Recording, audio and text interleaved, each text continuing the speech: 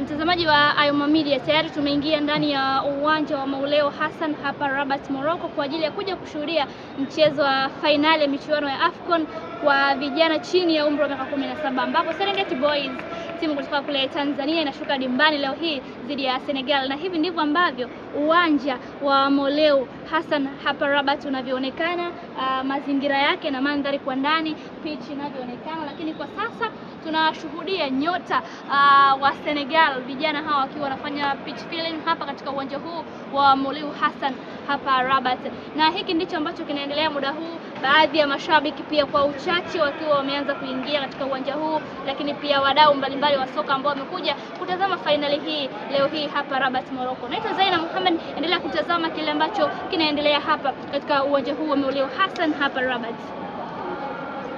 Na hivi ndivyo ambavyo uwanja unaonekana kwa ndani, uwanja wa Moulay Hassan hapa Rabat kwa ajili ya mchezo wa fainali michuano hii ya AFCON, ambapo Serengeti Boys wanashuka dimbani dhidi ya Senegal, vijana chini ya umri wa miaka 17. Na hivi ndivyo ambavyo uwanja unaonekana kuelekea katika mchezo huo hapo baadaye majira ya saa 2 kamili za usiku kwa saa za hapa Morocco, lakini kule nyumbani Tanzania ni saa 4 kamili usiku.